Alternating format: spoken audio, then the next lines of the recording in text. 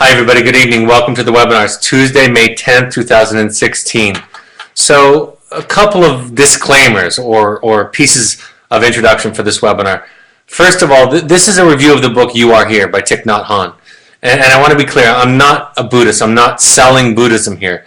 But I think that this is an opportunity for us to look at some principles, some ideas that can be helpful or informative as parents. This is not a systemic review of Buddhism, but rather going point by point or principle by principle that Thich Nhat Hanh teaches in this book, and then offering it to you as some wisdom, some idea, some principle that we can use in parenting.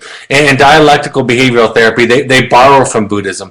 Dialectical behavioral therapy, some of you might know, is a research-proven method of therapy that is used with borderline personality disorders and other severe diagnoses. And so there's a lot of wisdom in it that we can borrow and we can learn and we can lend to it. So what I'm going to do tonight is I'm going to go quote by quote, and then I'm going to spend a little time talking about how I think those things apply or translate to parent education, to psychology. So with that introduction, let me get into some pre-quote quotes to kind of set the context for this evening. From Jamie Gill's book, The Forms of Life, no thinking, no science, no reason, no cultural principles have been able to completely transcend their context. Thus, as in ordinary language, it is the context, not the object, that most often determines the object's meaning and significance. In other words, what she's saying here is that there's no thing out there in the history of time that in and of itself defines itself. It's defined in the context of its time, of its place. She's talking about the importance of context, the importance of the surrounding and the ecosystem and the time where one lives or one observes in order to make meaning out of it. It's really talking about the emphasis of context. And if there's something that I think is maybe more important than any other principle in psychology and understanding how human beings work and how we can heal, it's understanding their context. By understanding a human being's context, we start to make meaning out of their symptoms, out of their behaviors, out of their struggles. And with that understanding, then we can heal. In other words, when we see somebody developing an addiction, we understand where they came from. We take a look at what hurts them. We understand why they started medicating. We understand their genetic background. We understand the time and place that they live, and we start to understand them more. So context is really important. Part of the business of psychotherapy, she goes on to say, is to discover and create alternate experiences for thoughts, feelings, attitudes, and beliefs. This is undertaken in the service of freeing people to be able to re-experience themselves in a safe but different context. The virtue of talking to an empathic and accepting person who has a different base is that it quickly illuminates one's own. That is an idea about how psychotherapy can be so helpful. You walk into a room, you walk into a session, your children come into our program, one of our programs, and they have a different experience, a different reaction from their peers, from the authority figures, from the therapist, from the staff in the group. And then they begin to understand the context that they came from. They begin to understand all of the implied rules and roles, all of the covert and unspoken messages, because they have a different reaction.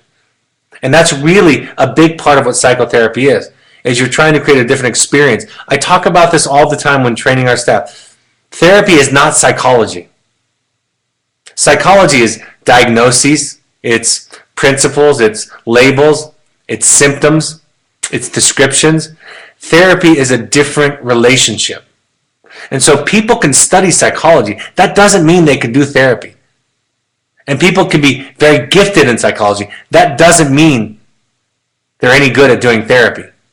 Therapy is having a different kind of response with your client. And that kind of response that you have with your client starts to change them. They start to consider new ideas and new thoughts in the process. And that's confusing for many people because they think the more intelligent, the more gifted a therapist is in their knowledge base, their academic rigor, the better they are as a therapist. And that may not be at all true. In fact, I know many very, very intelligent psychologists and therapists who are average or below average at therapy. And then I know some who are very average in their knowledge base of psychology that are gifted clinicians because of their capacity to interact with clients in a healing, helpful way. A couple of more quotes to set this out and to really introduce the idea of the webinar this evening. From the book You Are Here, the book that we're reviewing this evening, getting in touch with the beauty of nature makes life much more beautiful, much more real. And the more mindful and concentrated you are, the more deeply the sunset will reveal itself to you. Your happiness is multiplied by 10, by 20. Look at a leaf or a flower with mindfulness. Listen to the song of a bird, and you will get in touch more deeply. You will get much more deeply in touch with them. After a minute of this practice, your joy will increase, your breathing will become deeper and more gentle, and this gentleness and depth will influence your body. Mindfulness is an idea in psychology and also in Eastern thought, in Buddhism, where we concentrate, where we remove all the noise and all the distractions, and we deeply pay attention to the thing that we're doing or observing or where we are. We can observe our thoughts mindfully. We can eat and chew our food mindfully. We can feel our feelings mindfully. We can listen to somebody else express themselves mindfully. And when we do that, Thich Nhat Hanh talks about this idea of it opening up for us, becoming a much richer process for it. So, and I think that therapy is a kind of mindfulness. Therapy is a concentration on what I perceive, what I think, what I believe, what I feel, what I want, what I can and can't control. Although it's a talking kind of mindfulness, often, it still is a mindfulness or a concentration. So for all of you, parents, learning to feel, learning to understand what you think, what you want, what you believe, is a practice of mindfulness. We can borrow or translate that from Buddhism, from the book You Are Here. The goal of life, I love this quote from Joseph Campbell. I've seen it before, but I saw it at a conference, at a presentation that our psychiatrist and Caitlin Tharaldson gave this last weekend in Boston. They had this quote on the board. The goal of life is to make your heartbeat match the beat of the universe, to match your nature with nature. And so the more we get in tune with what is, the more we embrace what is, the more we radically accept what is, the more we understand and listen and pay attention to what is, the less we are at odds with it, the less suffering occurs, right? And the most amazing things happen when our heartbeat matches the universe, when our nature lines up with nature. We start to experience a feeling of liberation, of freedom. Sometimes we even start to consider that we have control over things because we're so lined up with it. That's really the principle in hypnosis or in trance. You line yourself up with the person that you're putting in trance, so much so that you start to make suggestions to them and they start to follow very easily. So learning to understand, learning to listen. That's a lot what I do, what we do in therapy. We get so lined up with the client, so in tune with what the client is going through. They start to feel that resonance, that alignment, and then the smallest of suggestions becomes something they're much more open to. So that's part of what we're talking about tonight. It's having that resonance with nature, with our children, with each other, instead of being at odds with it and fighting it and going against it. If you look deeply at a flower, at its freshness, at its beauty, you will see that there is also compost in it, made of garbage. The gardener had the skill to transform this garbage into compost, and with this compost he made a flower grow. The same thing is true of your happiness and your sorrow. Sorrow, fear, and depression are all a kind of garbage. These bits of garbage are all part of real life, and we must look deeply into their nature. You can practice in order to turn these bits of garbage into flowers. It is not only your love that is organic, your hate is too. So you should not throw anything out. All you have to do is learn how to transform your garbage into flowers. And that's a very Buddhist idea. But the idea is to embrace everything, to understand that our pain is connected to our joy, that our sadness and sorrow is connected to our love, that our fear is connected to our passion, to our want, that our hatred is connected to all sorts of wonderful things. And when we start to embrace those things instead of remain at odds with them in ourselves or in that of our children, we can learn how to transform it into something beautiful, something joyful. I talk about this around Thanksgiving time, this idea of how do we develop gratitude? One of the ways that we develop gratitude is by embracing everything. And on the other side of it, one of the ways we develop depression is by trying not to feel some things. And when we practice not feeling something, we develop a depression, an absence, a kind of a psychological dent, if you will, a depression, if you will. And we take with that all the energy, all the passion, all the life with it. And we call it a mental health disorder. So learning to embrace everything. In Western philosophies and cultures, sometimes we really try to avoid pain. And in Eastern philosophies, they try to embrace it. Or at least in this idea that Thich is putting across, Thich Nhat is putting across with pain and sadness and hurt and hate. Let's talk about compassion and how it's a part of the process, especially as it applies to parenting. For me, he says, the kingdom of God is where mindfulness exists and is a kingdom where there is compassion. The kingdom of God, the Pure Land, is not a place where there is no suffering. Many people aspire to go to a place where pain and suffering do not exist, a place where there is only happiness. This is a rather dangerous idea, for compassion is not possible without pain and suffering. It is only when we enter into contact with suffering that understanding and compassion can be born. Without suffering, we do not have the opportunity to cultivate compassion and understanding. Without understanding, there can be no true love. If you do not have compassion in your heart, you do not have any happiness. So again, it's very philosophical, very poetic, I understand, but he's starting to paint a picture to connect all these things together. Things that we want to throw off and get rid of and avoid. And when we can see their necessary connection to the greater whole, we can develop a greater fullness of spirit.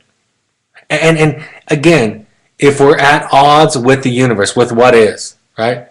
I can remember many times being out in the wilderness program, being angry at the rain, angry at the mosquitoes, angry at the hot, scorching sun. And that was just me metaphorically being at odds with it instead of learning to embrace it. We're learning to understand it. I tell this story often where I was tempted in a freezing cold rainstorm in October several years ago to have some of the sessions in my car, which was a bit of a taboo in a wilderness therapy program.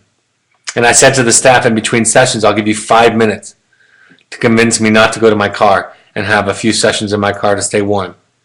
And he said to me, Brad, just show them how to suffer. Show the students how to suffer.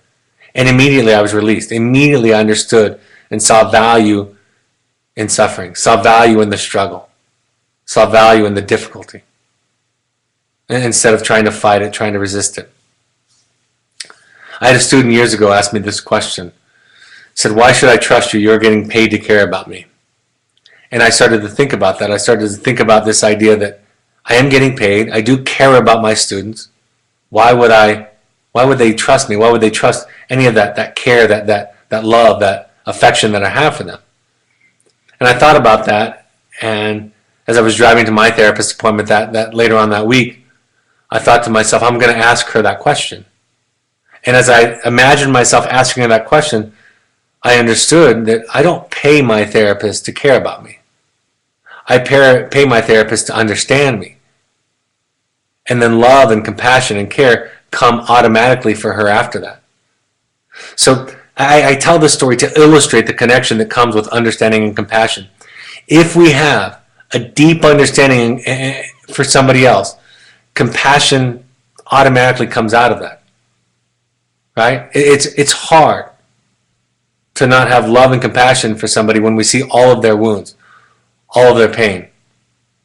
Right? It's like that concept that I've taught before that says, I think it was Thoreau. It wasn't Thoreau. Oh, it was Henry Wadsworth Longfellow. He said, if we could read the secret history of each man's heart, we would find suffering sufficient to destroy all animosity. So the idea is if we can understand somebody, that's not a perfect quote, but it's essentially the same thing. If we could understand people, our frustration, our hatred, our disgust would dissipate, would melt away. To me, he goes on to say in that same quote, the definition of hell is simple. It is a place where there is no understanding and no compassion. We have all been to hell. We are acquainted with hell's heat, and we know that hell is in need of compassion. If there is compassion, then hell ceases to be hell. You can generate this compassion yourself if you can bring a little compassion to this place. A little bit of understanding, and it ceases to be hell. So, the most lonely, miserable, desperate place for human beings to be is a place where there is no compassion. A place where they don't feel loved, they don't feel understood. That's why, for me, some of the most spiritual places to ever be are places like a 12-step meeting or a therapy session.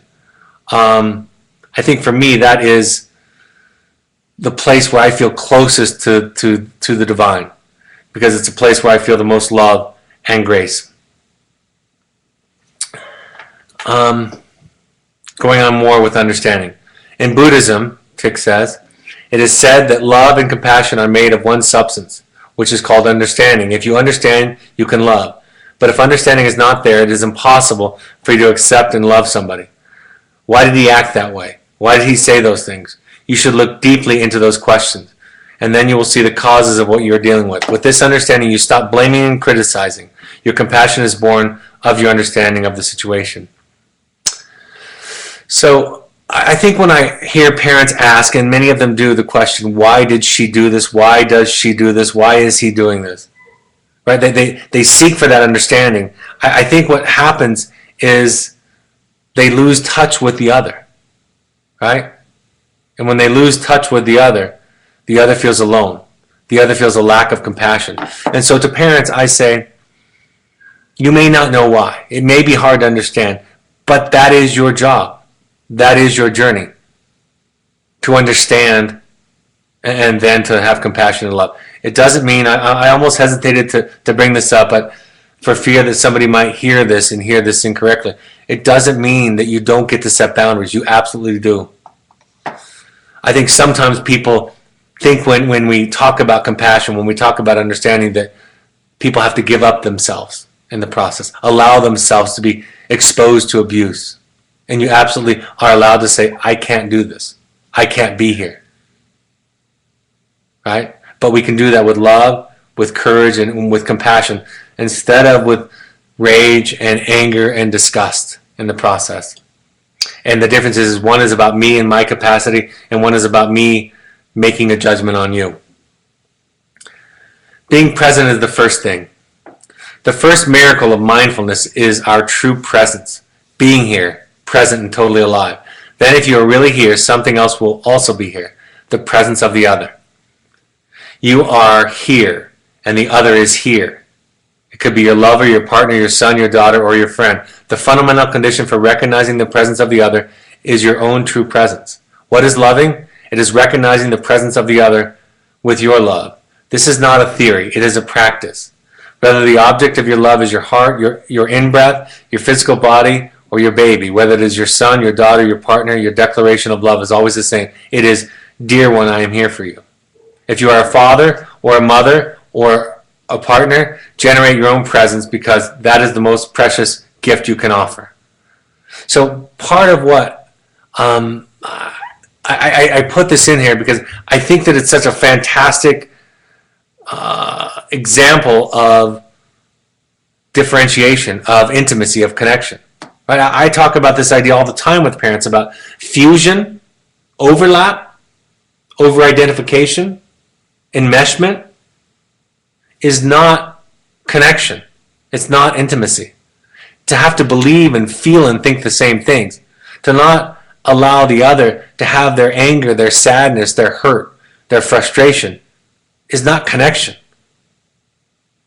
If we are over-identified with our children, right? If we are living our lives through their eyes, if we are seeing the reflection of ourselves in them, if we are making meaning out of our success as a father and a mother based on how or what they do, we've lost them altogether. And that is why the first ingredient, the first presence in an intimate relationship is the presence of oneself. And when one can be aware of oneself, it opens one up for the possibility of being aware of another. That's why instead of, for example, in therapy, when we're teaching somebody who's been really abusive to somebody, we don't teach them to empathize first. We teach them to feel first. And when they can feel their own pain, then they recognize that in others. And it's the same with parents. The best way to teach your children empathy, the best way to encourage them to be sensitive to others is to teach and allow them to feel. That's what you've done by sending your children to us. That's what we do when we go into therapy. We learn how to feel. And the more and more we feel, the more capable we are of seeing other people's feelings, responding, recognizing, being sensitive to them. The value of being seen by somebody. I can't say this, I can't overstate this. I can't not think of a more positive contribution that we can make to each other and to our children than to see and hear them. It is, in my mind, and what I'm going to read from Thich, Nhat, Hanh, it is maybe the most important thing that we can do to help them develop esteem, confidence, get rid of self-doubt, is to see and understand them. Not judge them good or bad, not deem them wise or stupid, but just to see and hold a place for them. When the other person realizes that his or her presence has been recognized and confirmed, he or she will blossom like a flower. To be loved is to be recognized as existing. Have you looked at others in this way? If you embrace them with the energy of mindfulness, with your true presence, this energy is completely nourishing. It is like water for a flower. A flower needs water to live, and the person you love needs your presence. Your presence is the most precious gift you can give him or her. Dear one, I am here, really here for you. All of us can practice this mantra. It really works. That's really our goal, right? Can we approach somebody with what I call a dear one, what Thich Nhat Hanh calls a dear one attitude? If we can't, then we need to go somewhere. We need to excuse ourselves and find a way to cultivate that. That's where we say to our children, I can't do this. I can't have this conversation. I can't have you here right now. Because in essence, part of what we're saying is we can't be there for them in the way that Thich Nhat Hanh is describing, which is the greatest gift that I know. And the greatest gift that I've ever experienced in my life is this kind of experience in the presence of another. Learning to feel, I talk about that a lot. If something negative comes to the surface, such as your despair and anger, or the despair and anger of your spouse, you need the energy of mindfulness to embrace it. When you get angry or depressed, it is the same. You simply recognize what is there, anger, depression, and so forth, without any sense of disapproval or rejection. If you recognize emotion as existing in the moment, you will not feel upset. There's no battle to win or lose. This is the Buddhist meditation. The habits of drinking alcohol or getting angry are also you, and therefore you must treat them with great tenderness and non-violence. The essential point is not to create conflict, a fight within yourself. So again, this is about embracing. This is that same idea where the Buddha says that hatred does not cease by hatred, right? That we can't get rid of things by hating them, by being disgusted by them, by reviling them. Not long term. They'll crop up somewhere else. We'll actually be more likely, if we practice that, which is another way of talking about shame, we'll actually be more likely to be ignorant of it, blind to it, while it runs our lives. We call that denial or repression. So part of what he's saying is embrace it, sit with it, look at it, learn from it, be gentle with it. And that's the same that I talk about all the time, where if you have a symptom, if your child has a symptom, we don't chase it away with shame, with anger, with intimidation. We learn from it. In the behavioral chapter of my book, that's where I say, before you try to stop a behavior, try to spend some time understanding where it came from and what it can tell you. It's the same idea. It's the same idea in psychotherapy when we honor the defense instead of knock it down. Doing psychology is when we see a defense mechanism and we try to bowl it over, to knock it down. And what does a person who has a defense that we attack, what do? They fortify it. But if somebody comes to us with an obvious defense, a nervous habit, self-medicating, right? Denial, rationalization, justification. If they come to us with that, and we sit with it gently and we understand, then they can feel safe to pull it down, one brick at a time. They can feel safe to say, I was afraid. I was afraid of being judged. I was afraid of you not liking me, not caring about me, thinking I was stupid or less than. So I had this wall up to protect myself. And I think early psychology students, naive or unpracticed therapists, will point it out a lot. We'll say, you're being defensive. You're justifying. You're rationalizing. And they imagine to themselves that this thing that they're doing is called therapy. In my mind, it's called psychology, and it's the opposite of what Thich Nhat Hanh is talking about. The Buddha said that we should not be afraid of the past, but he did warn us not to lose ourselves in it either. We should not feed our regret or pain over the past, and we should not get carried away by the past. We do not need to study and understand the past. We need to study and understand the past, however, because by looking deeply into the past, we learn a lot of things that can benefit us, the present and the future. The past is an object of our study, of our meditation, but the way to study it or meditate on it is by remaining anchored in the present moment. And so this is a lot about, this story that I'm going to tell you, is a lot about how we can make meaning out of our past and learn from it. A lot of people say you can't change the past. With this idea, you actually can change the past.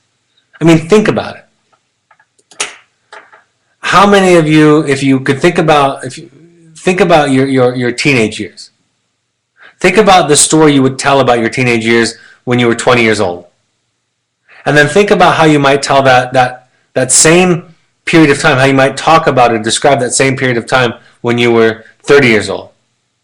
And now think about how you might describe that period of time, your teenage years, when you're 40 years old, and so on. Nothing has changed except for your wisdom and your experience, and yet your description of that time changes dramatically. So part of our meditation, part of our practice, part of our mindfulness, part of our therapy and going back to the past is to understand it in a different way, to honor it, to respect it, to learn from it. In one of his retreats, he told the story of a Vietnam veteran haunted by his past. The story goes something like this. The Vietnam veteran was haunted by the fact that after an ambush of his unit, he decided in a moment of rage and ultimate pain to take a bunch of sandwiches and to put poison in them, put explosives in them. And he left all of these sandwiches at the gate of a city.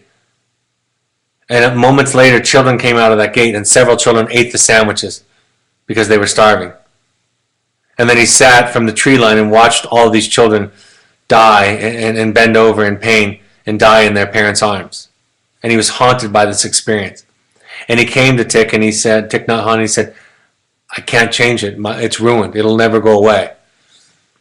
I'm in inescapable pain. And Thich Nhat Hanh described to him, he said, you can change the past. If you take that event and you turn it into something else, it can change.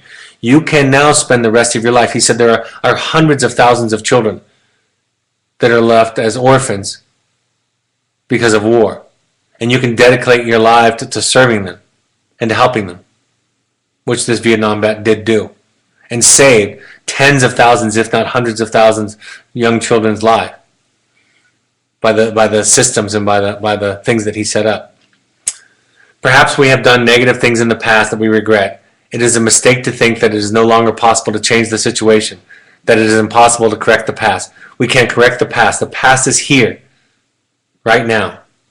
And if we get deeply in touch with the present, we can touch the past as well and transform it. Transforming the past is possible thanks to meditation practice.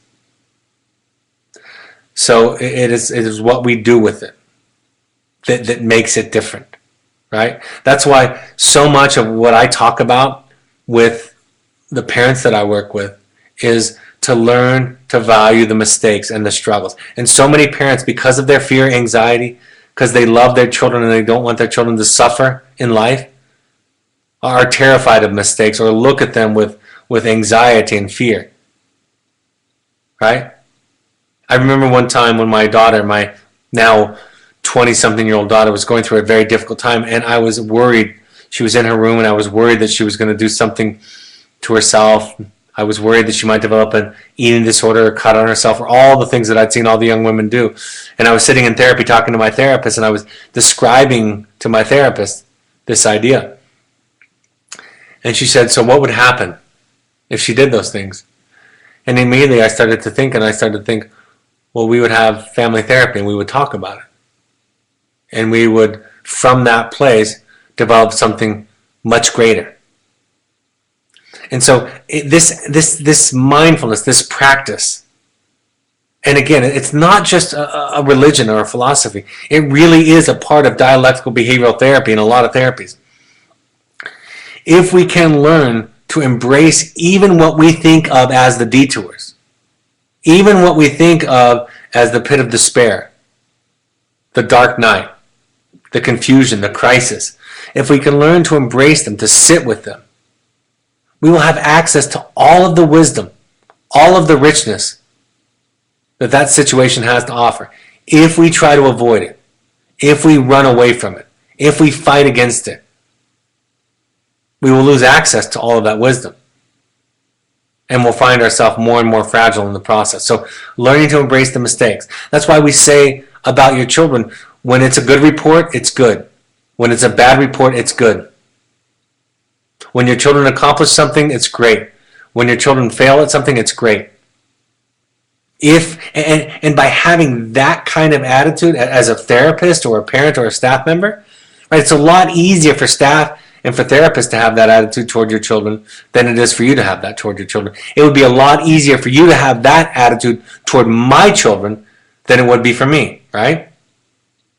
So when I hear stories about your children cutting on themselves or throwing up their food or getting drunk to the point of passing out and blacking out, I don't necessarily become afraid. I think about it as an opportunity, and I think about what's going on there? What's underneath that? What can we get out of that? And that's what this mindfulness, this practice is about. This is something I talk about all the time in parent education. Our tendency is to believe that while things are not going well outside of us, everything is just fine within us. We should not think that the problem lies outside of us. That might be the most succinct way to describe what I find many parents struggle with, which is they imagine that the solution to this equation is in their child changing. It is not. It can't be. The solution is inside of you, and how you think about it, how you feel about it, how you look at it, what you believe about it. And when you solve, if you will, for lack of a better word, if you solve that equation, the impact that you have on your child becomes incredibly positive. If you change your relationship to your child and to their issues, you can have a wonderfully beautiful impact and influence on them. But if the solution is always, you need to stop smoking pot, you need to stop cutting, you need to stop drinking, you need to stop being anxious, you need to stop being depressed, you need to stop being addicted to computers, if those are all the solutions, for you, that is, if those are all the solutions to your peace and to your serenity, to your meaningful life, you'll forever be powerless and forever miss the point and be less influential and less impactful. All right, here's a text-heavy slide. Embracing your pain and getting support. We are constantly trying to run away from ourselves. Our universal tendency is to try to stay away from all this suffering. So we are always trying to escape from ourselves. Society offers us all kind of ways to do this. Television, radio, novels, magazines, cars, telephones, and so on. We abandon our territory just like that, leaving it in a state of disorder and pain. We want to run away from it. Our culture and our civilization are characterized by this tendency toward escape. But the Buddha advised us to do just the opposite. We have to come back to our territory so we can bring order and harmony to it. You are responsible for your territory, your kingdom. Do not look for the kingdom outside of it. We are afraid to face our inner pain, so we run away. But the Buddha says with great compassion, do not be afraid, my friend. Armed with this energy of mindfulness, you can cradle your pain like a baby. You can say, my pain, my distress, I am here. I am back, and I am going to take care of you. You should recognize your pain and cradle it like a baby. You should embrace your suffering in order to soothe it, calm it, and transform it. You can do that with support of your brothers and sisters in the Sangha, which is a powerful instrument. That's the community. Even the Buddha needs a Sangha. So this is an entirely different way of thinking about it. This is really what we teach in therapy. This is what we teach in communication therapy. This is why we pay so much attention to your communication. This is why we stop you and say, are you trying to get your child not to feel the way they feel, to think the way they think? They're learning from you this when you do that, which is what you learned from your parents. So when you tell your child to look on the bright side, or to think of it a different way, or to be positive, or don't be upset. When you talk about aftercare and they tell you how upset and scared they are, and you try to explain to them why they shouldn't be scared and afraid and upset, you do this kind of thing. But when we model just sitting with them and listening, it really is the communication model we teach. I can't tell you how many times I've thought about this irony that parents send their children to us to learn how to feel, because that's beneath the symptoms, right, that they're displaying, learning how to feel. And then they get on the phone, or they have their parent visit or their parent graduation experience, and they have experiences where they're trying to talk their children out of it. And I remind them, no, we're teaching them how to feel. We're teaching them how to feel their anger and hurt at you, about you, their sadness about life. When they tell you that they feel ugly, listen to them. Listen to their sadness. When they tell you that everybody hates them or judges them, listen to it. When they talk about feeling misunderstood by you, instead of telling them how you do understand, listen to it and understand it. Thank them for it. Honor it. And then they can move through it. That's how this works, instead of trying to avoid it. If you need a Dharma brother or sister to help, call on them. My brother, my sister, I have a little energy of mindfulness, but not enough to care for my pain. I need you to help me. Your Dharma brother or sister will help you. They can sit down and breathe deeply with you to provide you with support. Again, this is very philosophical language, very poetic language, but it's the same thing we teach in psychology, the same thing we teach in therapy. Ask for help. Go to AA and get community. Find a group that can support you. Find your people. That's why I talk and teach to a lot of you a lot of the time, especially during times that you're going through, like having your child away or during a crisis. You're only going to have so much energy to be around people who can't be there for you.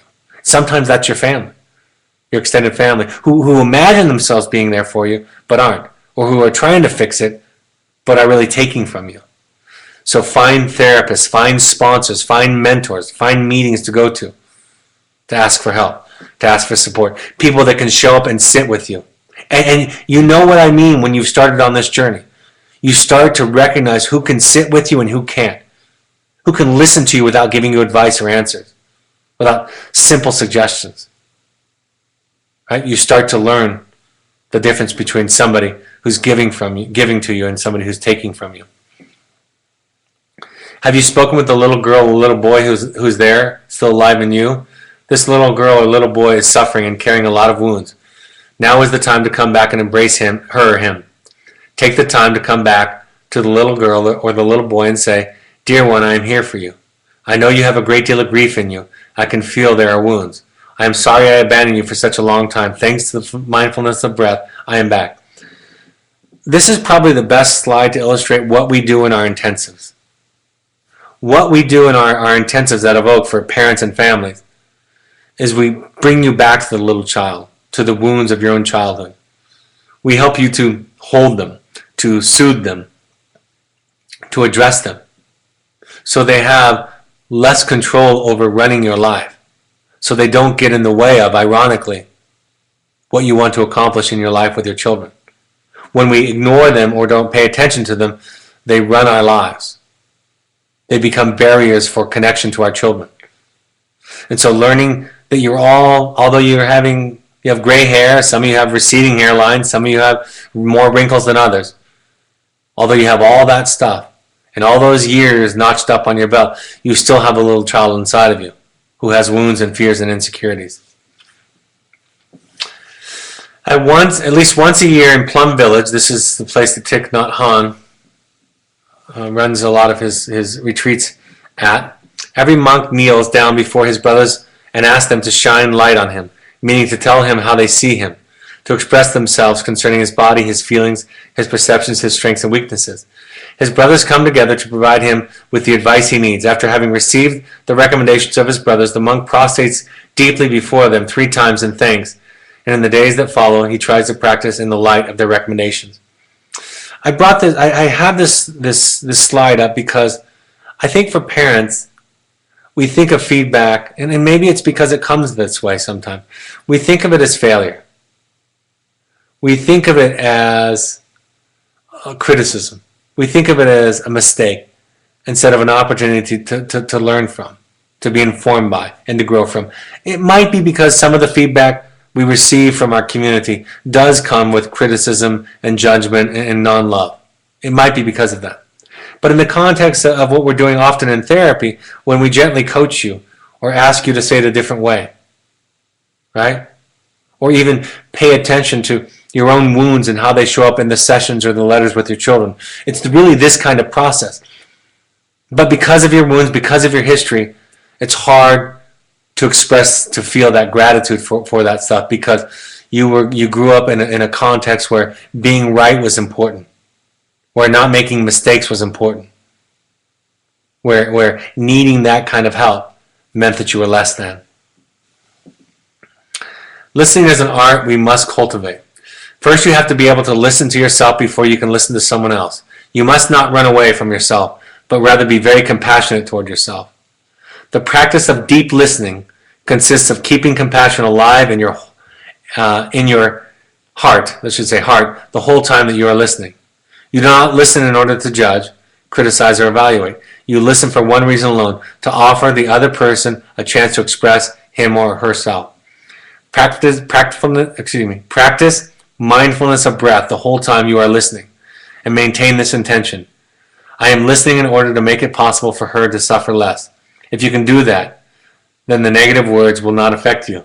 What she says might be wrong. It might be sarcastic. It might be intended to hurt you or put you at fault.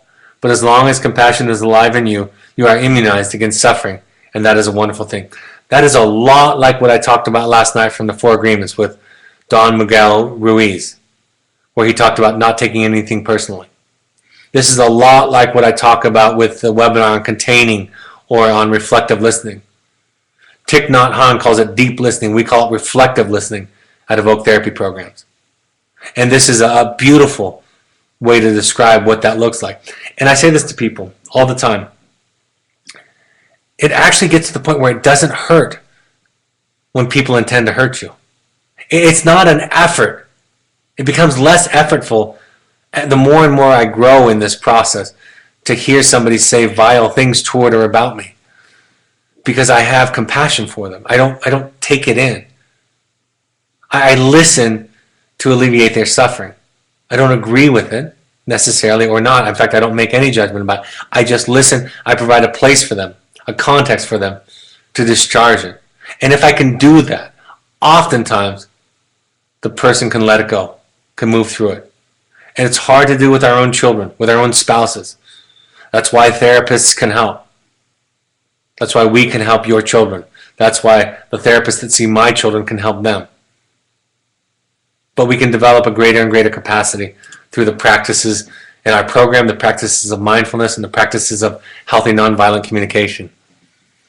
We need to treat them with a great deal of tenderness, because the essential thing in Buddhist meditation is not to create tension, conflict, or rift within yourself. The positive elements within you are you, and the negative elements within you are you also. It is necessary for the positive elements to acknowledge and cradle the negative elements. And if you do that, a transformation will take place. There is no need for the two to do battle. In Joseph Campbell's paradigm that we talk about and that we're very informed by at Evoke Therapy Program, he talks about the dragons in our lives, the enemies in our lives, the things that we do battle with. We do battle with them in politics, in our families. We do battle with them in our communities. We do battle with them in our children. And there's this elegant idea of not fighting the dragon, but making peace with it. Coming to terms with it and understanding it. When we come to terms, when we come to peace with those negative elements, they will hand over whatever they were hoarding, whatever they were hiding, whatever was behind them, whatever they were defending. So we learn to understand, we learn to develop compassion, we learn to see, to resonate, instead of to change or have conflict. It's a different way of thinking about the symptoms and the problems in our family members. Instead of trying to do battle with them, we learn to embrace them and to understand them. I love the idea of the journey and the way that he expresses it. We talk about the journey instead of the destination all the time at Evoke. When I walk, I don't hurry to arrive. Why? Because I arrive every moment. Happiness can be attained by letting go, including letting go of your ideas about happiness. You imagine that certain conditions are necessary to your happiness, but deep looking will reveal that those notions are the very things standing in the way of happiness and making you suffer. You have to understand that happiness is not something you find at the end of the road. You have to understand that it is here now. This is the essence of the book. To get through Evoke, to get through this stage of life where your child is suffering, to get through the stage of life where you are off track or on this temporary detour, is to miss the present moment, to miss what it has to teach you, to miss what it is offering. Some of you are farther along in this and can see that and can feel that. Some of you are in the darkest part of the journey, the early part of the journey, and it's confusing, you don't understand it. And that's why you can surround yourself with other people who are farther along the journey than you. You can borrow from them their light, their wisdom, their peace, and their comfort. You can borrow their story for a while, because their story is one of having gone through it and understanding that it was that all of the opportunities were there all along. So when Thich talks about the idea of not hurrying when he walks, I share this with the students all the time because they want to get out of here. They want to get on to the next phase. They imagine that the happiness is in the next stage. The happiness is in getting back to normal life, which, by the way, they weren't very happy with while they were there. The happiness is when I thought I was younger, when I thought I would be an adult. Then I thought it was when I get married.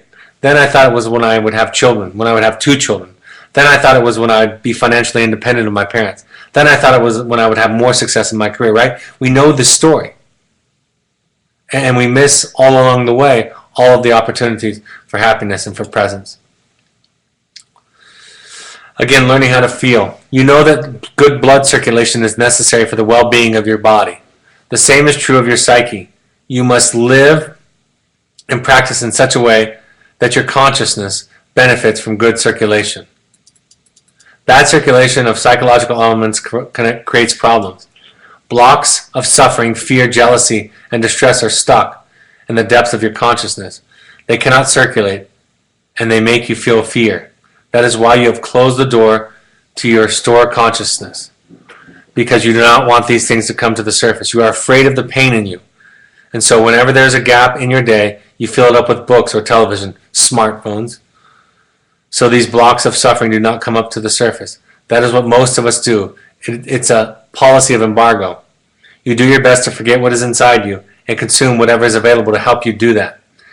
It is in this way you create bad psychological circulation and mental problems will soon appear. This is really a commercial, an advertisement for wilderness therapy. Right? You remove all the distractions. Parents sometimes get confused why we don't want letters from extended family members, why we don't want lots of good books that are not necessarily therapeutically related, why we don't want those. Parents wonder why we do solo experiences. In my solo experiences, when I set it up for my students, I would have at least half of the solo experience, the 72 hours or so where they were sitting by themselves, to be without any reading or writing material. So they sat with themselves, and whatever was underneath came to the surface. Evoke therapy programs is a time to spend time with yourself and become acquainted with that company. See how you like that company. And so unplugging the digital detox, sitting under a starry sky at night, sitting in the rain under a tarp on a cold October afternoon is all a part of learning to feel, learning to come to terms with everything that is inside of you. The take-home slide. The true declaration of love is, dear one, I am here for you. Dear one, I know that you are suffering. That's why I'm here for you. So this is what we aspire to with our children. And when we can't do it, we know we need to go somewhere to be fed in order to develop that capacity. Dear one, I am suffering. I need your help. When your suffering is caused by the person you love the most in the world, the pain is very great. Dear one, I am suffering deeply. I need you to help me get out of this suffering. I need you to explain this to me. So it's important for us to develop a relationship with others so that it is a dear one attitude. And when we can't do it, we need something from them. We need something to build, to fill our own reserves. Learning to water the positive. Learning to pay attention to everything, but spend our energy in the positive. Spend our focus with turning everything into something that is growing. Embracing what is. I talk about this in Western religions, they call it faith. In Eastern religions, they call it radical acceptance. It's the same thing. Faith is saying that if I tell the truth, if I do the right thing, I trust that my higher power, even though it might not be my design, even though it might not be my idea, but that my higher power will take care of me. Instead of lying or cheating or cutting corners, I'm going to show up authentically, honestly, with integrity. And my higher power promises me that it'll be okay, even if it doesn't look like the way I would plan it. Radical acceptance is the same thing. It is saying what is in my life, what is going on, is supposed to be there. It trusts that the way that the river flows is the way the river is supposed to flow. And instead of trying to swim upstream or create dams to block it or change its course, that we learn to embrace it, to ride with it. In most cases, our perceptions are inaccurate and we suffer because we are too sure of them. We have to see what is happening is not death of the seed, but the transformation of the seed into a plant. Maybe they are saving you. Maybe they have figured out how to get the family into a place of enlightenment. What I've learned from this work, from being a child of this work and being an adult in this work, is that this work has the opportunity to make all of the families that participated in it greater than they would have ever been without it. I can't say it more succinctly, more clearly. The people that are involved in this work, with depression, with substance abuse, with anxiety, with school failure, with bipolar disorder, borderline personality disorder, narcissism, the people that are involved with this work, the families that are involved in this work, have the potential for an incredibly rich experience in life. Much more so from the people that never are required to examine some of the things that you're required to examine. It is that idea of developing a greater capacity, a greater compassion, transforming into something new. It's easy to stay in the old. It's easy to stay there. It's easy to run away. It's easy to hide. It's easy to not transform. But your children, like this second to last bullet point suggests, might be pulling you and the family into a place of greater enlightenment. And then, of course, what you are looking for is already in you. Learning to discover it. That's really where the name evoke came from. It is our job to evoke, to pull out from you what wisdom is already there. Not to give it to you. It's not for me to give to you. It's for me to find it in you, to resonate with you. Even this webinar, my idea is if I can touch on those things in you, those seeds in you, then they can grow. And I do that by, in some ways, sharing my own story, sharing my own work. And when you recognize some of it in me or in your therapist at Evoke, or your children see it in their therapist at Evoke, then it grows in them. And that's the idea in that last bullet point. It looks like we're out of time. I might need to save questions until, I'll take one or two questions, Michael, before I close up. And then if there are any leftover ones, I will save them for next time.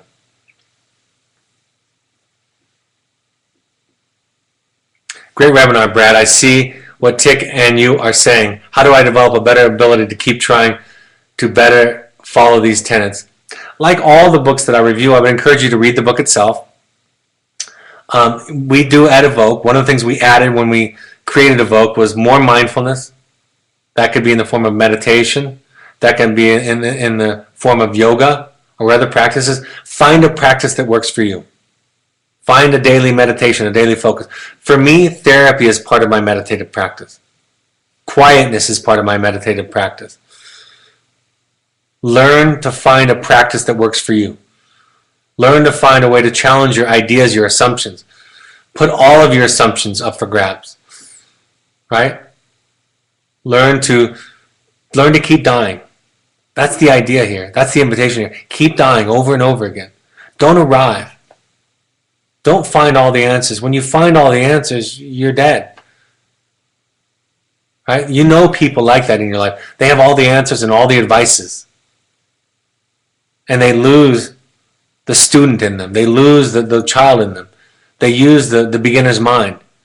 They lose the ability to ask questions and to learn something new from you about you, because they already have your truth settled for themselves. So find a practice that works for you. All the things that we talk about, from Al-Anon to therapy to mindful practices and meditation and yoga, find a practice that works for you and embrace it and keep dying.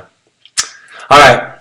Upcoming intensives and workshops. The workshops on the left side are experiential multi-family, multi-parent group education. We ask all parents to go to those while their children are with us, as possible, please. The heroic journeys and the finding you are, the heroic journeys are for families. The finding you are for individual adults and parents. So this is that one slide that I talked about, finding and getting in touch with your little child and your wounds, understanding how they are impacting you. Parent support groups coming up all over the country. We're actually going to have one also in May. I'll have it on the next slide. We're going to have one in May in San Francisco. Probably in the city, not in Marin County like we usually do. We're going to have parent meetings come in Chicago, Southern California, New York City, and Philadelphia. I'll see you in Philadelphia tomorrow night. Any leftover questions, Michael, we'll just pass on until the next time. Our pursuits trips are high adventure trips for families and young adults. Go to our website. We want all families to go to 6 of these meetings while their children are with us. If you haven't gone yet, start going. Start watching and seeing how all of these principles apply. Follow us on social media for announcements, articles, pictures, inspiring quotes. The book is available on paperback, also a CD or Audible. Go to the Parent Alumni Foundation book page for recommended readings and buying them at in a place where you can 10% of your purchase goes to charity, goes toward the foundation to help families that can't afford therapy. All right, I haven't decided on the topic. We'll announce that in a couple of days, but it will be next Monday, May 16th at 7 p.m. I will see some of you tomorrow night in Philadelphia, and if you're in Long Island, I have a speaking engagement on Long Island at 7 o'clock. If you're around that area, I'll see you there. Have a great week. I hope these points of contact are helpful. Although this is a very philosophical webinar, I hope it touches on something for some of you. Some of them are more pragmatic and more about skills and techniques and concrete ideas, and this is more philosophical, and we try to embrace all of it so people can find what works for them. Have a great week, and I'll talk to you Monday, folks. Take care. Bye-bye.